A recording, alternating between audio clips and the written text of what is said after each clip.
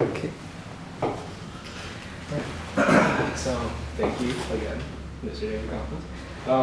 First question, as supervisor of the Mission District, what do you feel that are the pros and cons of gentrification? Well, I think that it depends on how you define gentrification. I think that to the extent gentrification is defined as people being displaced unwillingly, then I think that it's mostly a negative thing. I think anytime that someone is pushed out of a neighborhood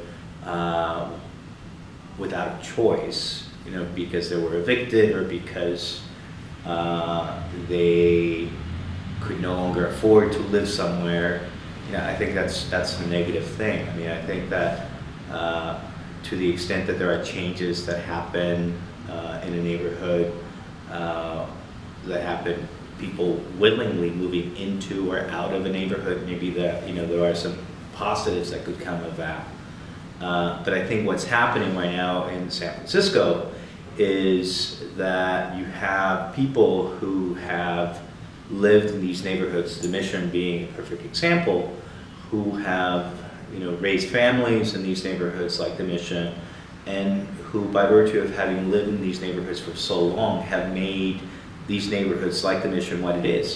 People who made the Mission, who can no longer afford to live there, and that's a problem because it's changing the character of this neighborhood, and it's getting to the point that in places like the Mission, we're no longer able to have a working class, a middle class, and there are people like teachers who can no longer afford to live in this neighborhood, and that's a bad thing. Yeah. Why should gentrification be addressed in the media? Well, I think what is happening right now in San Francisco and in places like the Mission is so significant that it's changing the character of these neighborhoods. And I think that it is so expensive to live in San Francisco right now that one of the questions that I have raised is, the question of whether San Francisco will have a middle class in the future.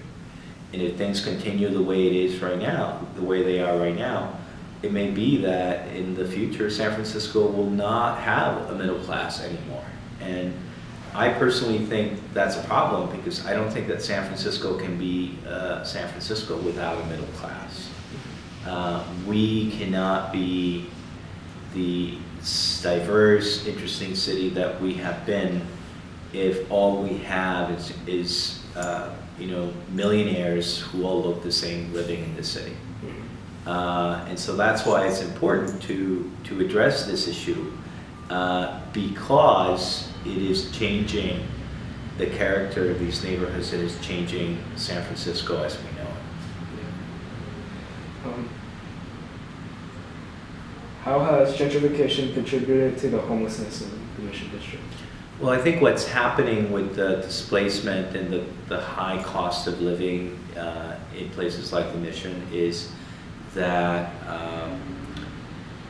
it has pushed more people into the streets. I've spoken to a number of homeless people who became homeless recently because of an eviction, because they could not afford to pay the rents that are so high. There are, by the way, some people who are homeless who live on the streets or live in shelters who have full-time jobs. But the cost of living is so high that even people who have full-time jobs sometimes are not able to afford to live in the city. I think the issue of homelessness is very complicated, and there is a segment of the homeless population that comes out of, that has become homeless because of that issue. There are other issues that make someone homeless. A big problem within that homeless population is the issue of mental health. It's the issue of substance abuse. and so it's a complicated issue, but certainly the high cost of living has pushed many people into the streets. Do you think that the change of the common workforce in the Bay Area has been one of the driving rules of gentrification?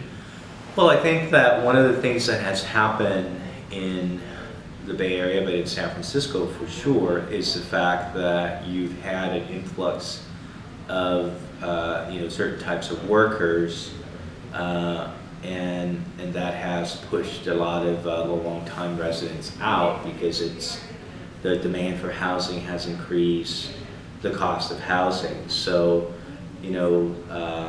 when you had things like the Twitter tax break, which kept Twitter in San Francisco and brought other companies into the city,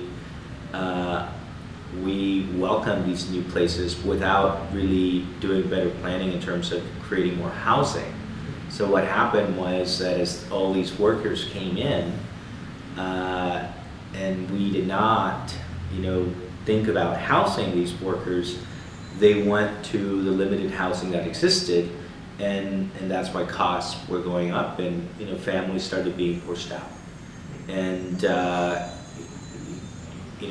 what's happened as a result of this, it's not just the long-term residents who have been impacted, but also the new workers themselves are being hurt by this, right? A lot of the tech workers that are coming in, they are sharing not just apartments, but they're sharing bedrooms with friends.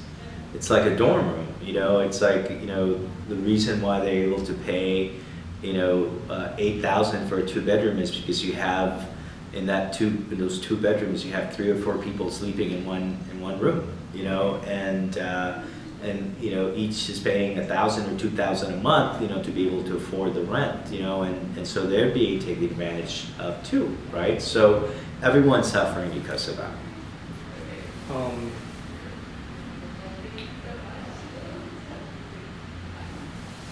Since San Francisco is such a small location, 7 by 7, do you think we're housing more people than we should? Or?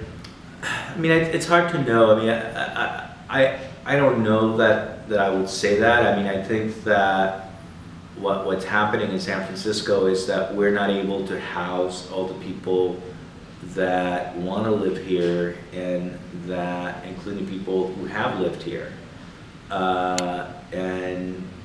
I think a big part of the problem has been not just the fact that we haven't built, but the fact that we haven't built affordable housing.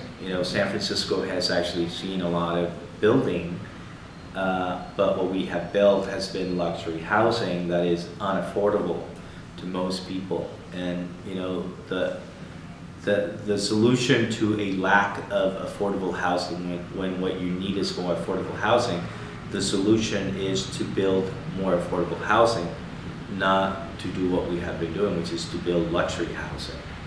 We need housing that's affordable to working class people, to middle income people. I mean, we haven't really built, housing that would be affordable to a teacher, as an example, right? I mean, San Francisco Unified has a shortage of teachers, and one of the reasons for that shortage is that teachers who want to live in San Francisco cannot live here because they cannot afford it.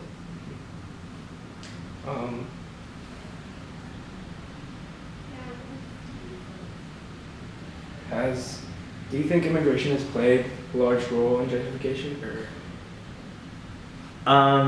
If by immigration you mean people coming from other countries? Yes. I don't know that's I think that displacement that has happened, I don't know that immigration has had a role in that. Okay. And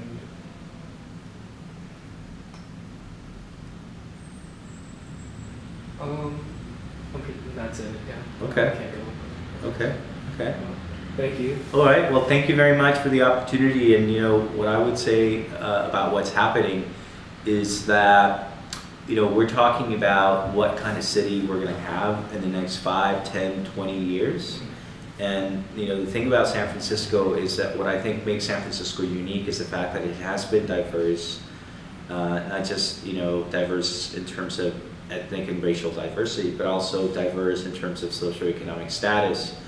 And I think we're losing that diversity because of what's happening in these neighborhoods like the Mission, where the high cost of living has pushed a lot of people out.